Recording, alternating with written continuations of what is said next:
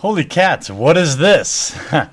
Well, a few weeks ago, Keith Lee, who is the CEO of Counterplay Games, which happens to be made up of former developers from Blizzard, Insomniac Games, and Riot Games, emailed me and wanted to know if I wanted to check out this game. Normally when people reach out and ask me to check out a game, I definitely am interested in that. I get offers like this all the time, and you know, in this case, I actually really like this game. So he decided, or he offered to compensate me for my time, and I said, of course. You want to pay me to play a video game? Okay, yes, please, living the dream. But after playing it, I actually really like it, and I don't want to overly endorse anything. So I just want to show you this game, and if you like it, it's free to play. Go check it out. If you don't, that's okay too.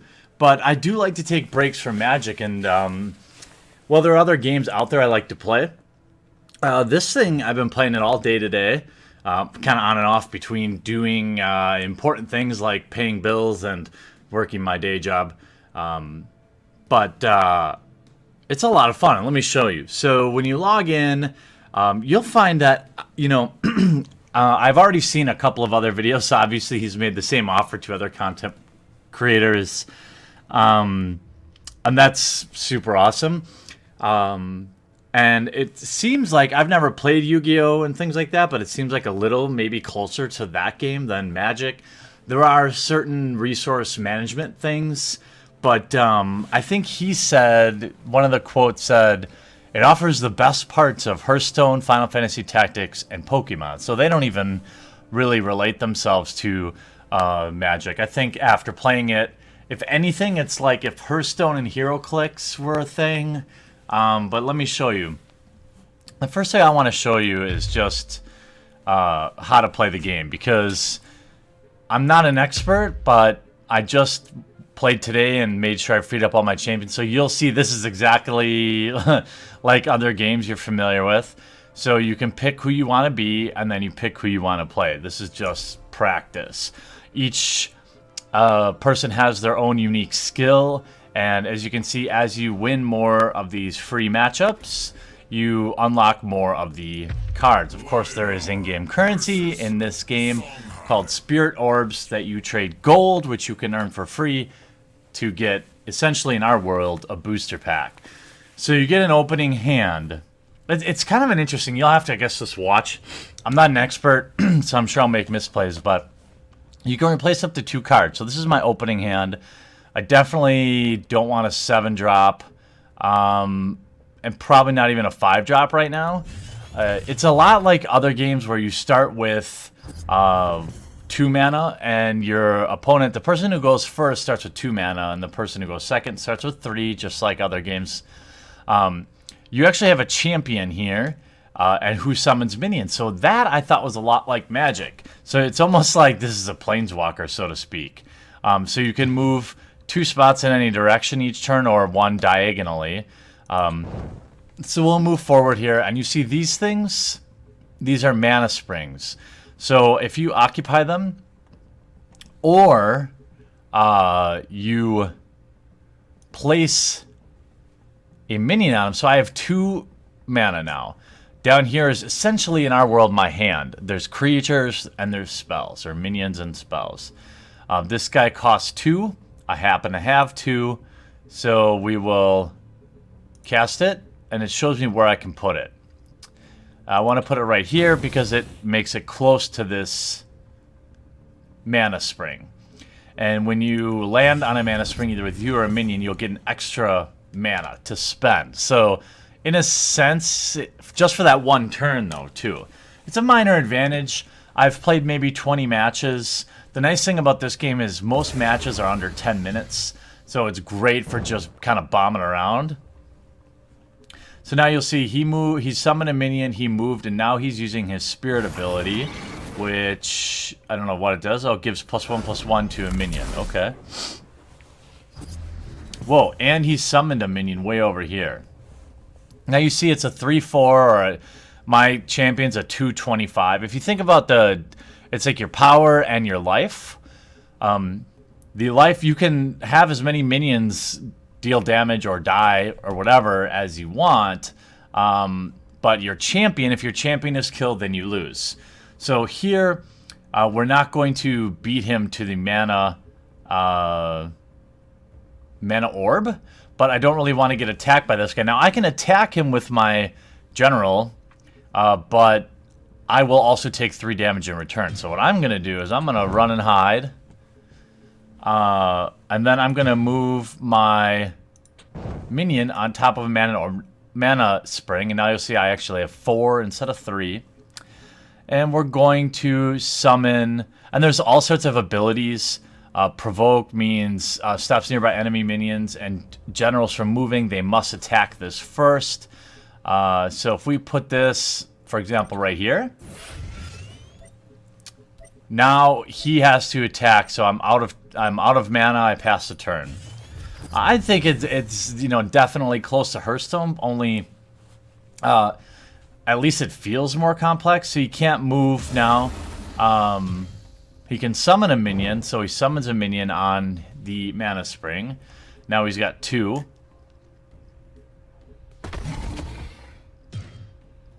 Gives them all +1/+1.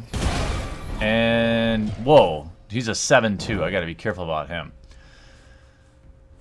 So, I would assume he's going to pass the turn now, or nope, maybe not. He's casting Dragon Seal. Now he's a 9/4. I definitely have to get rid of that thing. Oh, here's an interesting thing too. So, because he moved away from his hero, he lost that extra buff. So, let's see.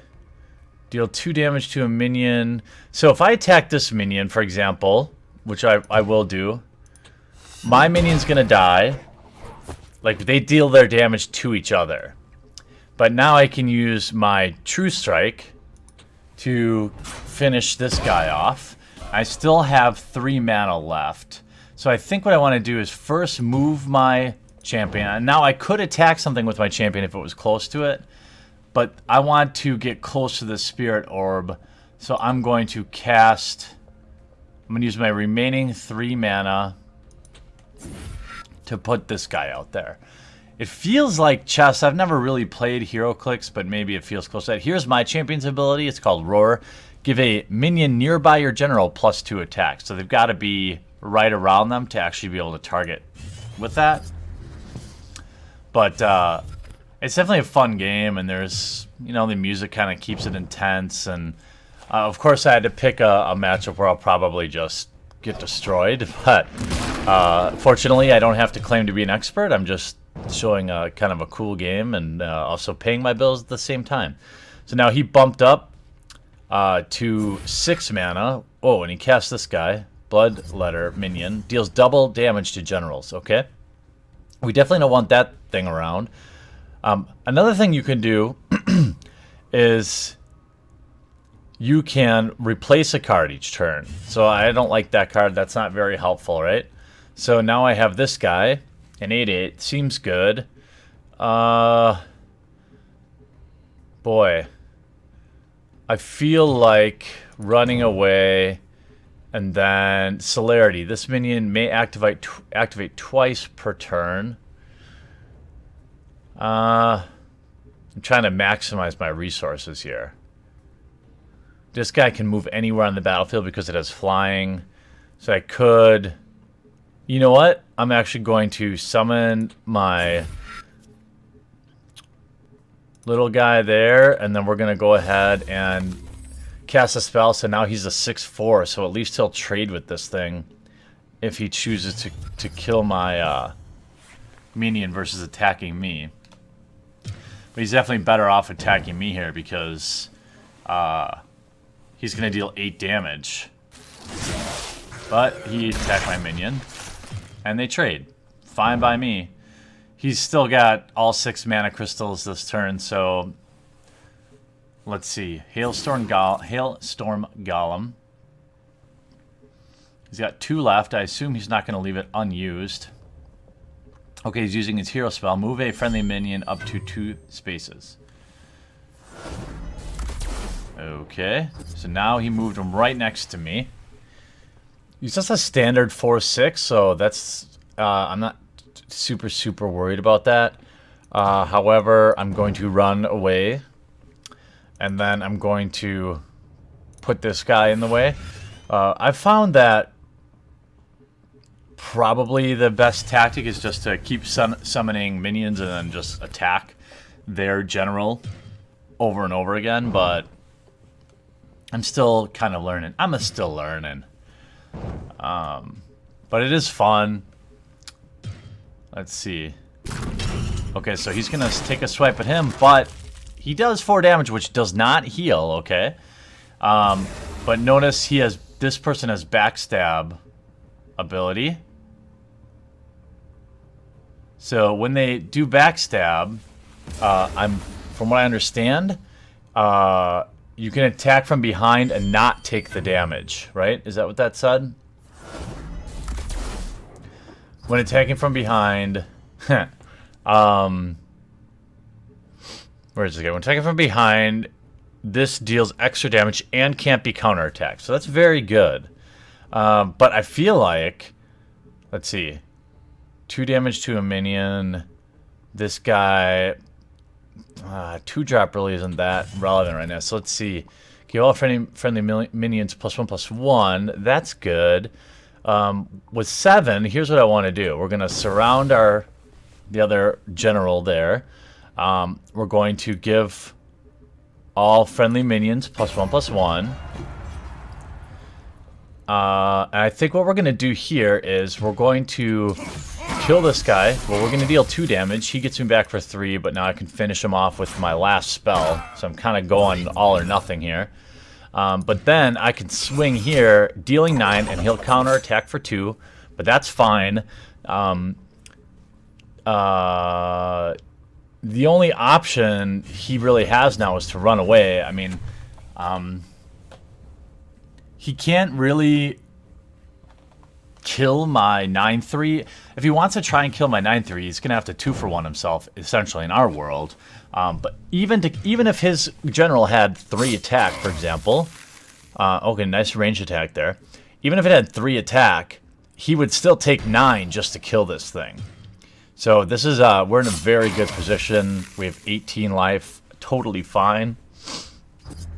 Oh, my turn. Can I kill him this turn? Let's see. 9 and 5 is 14. Yeah, I can kill him. So what we're going to do is we're going to first we're going to shoot. So this is an artifact. Artifacts have 3 durability. Your general gains +1 attack. Okay, so let's throw this out there. And then I can't attack him from... There's a space between us here, so that kind of stinks. But we can use my hero's ability. Give a minion nearby your general +2 attack. So let's do that. He becomes an 11/3. We're going to deal 11 and 5. And that's it. We win. So as you can see, definitely an interesting game. I don't really consider it like Magic very much, other than our ability to understand resource management and being able to look beyond the minions on the battlefield and just your goal of killing their general, I think is really helpful in this game. So I picked up the game right away. I have probably less than 20 games into it, and it's really fun to just kind of...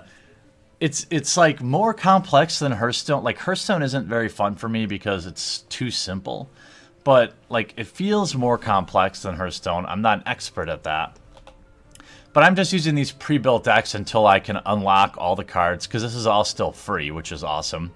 And then you have your custom decks, which you can choose, or you can build your custom decks. I'm sorry. So if we go to our collection, you can build new decks here. Pick your general, And these are the cards I have associated with each general. You can also use their crafting system to get rid of cards you don't want and things like that. So you'll find that very similar. Linar, we have 3 new cards or 2 new cards.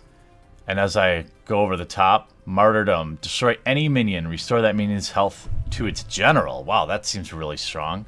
So you could start making new decks. Name your deck, whatever, and save a bunch of different decks. I haven't got into that yet.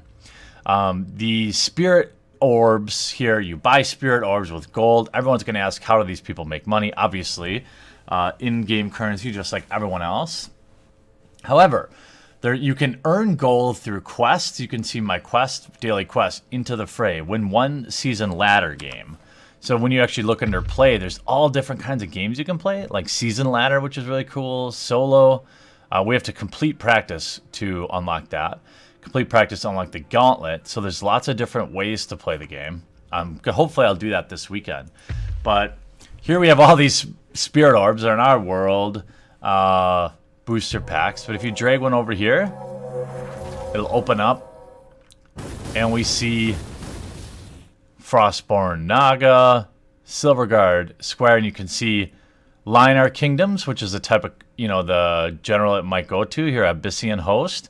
But then there's also neutral cards here as well. So you can do all sorts of things here.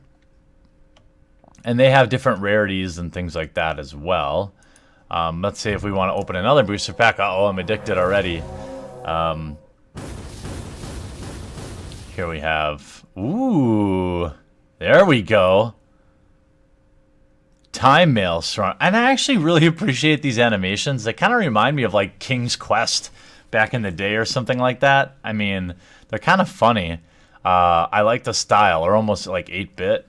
But here we have Vitruvian Imperium's Time Maelstrom spell, which allows you to reactivate your general. So you can really build your collection. Uh-oh. 38 packs left. Maybe I should make a video of just opening a bunch of packs.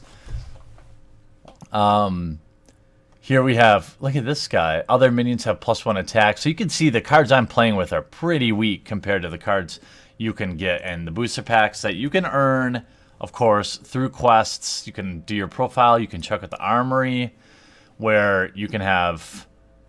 Okay, here you can see some of their pricing. Each spirit orb contains 5 cards. At least 1 will be rare or better. So you can buy those for 100 gold. You can just buy straight spirit orbs if you're a cash person. Looks like if you buy 40 of them. Oh, look at this. They're $1 a piece launch offer. They actually just officially launched on April 27th. So this is a pretty cool little game I thought I'd share with you. I'll leave the link in the description below. Again, it's free to try, so I recommend at least trying it if you saw anything at all that looks interesting.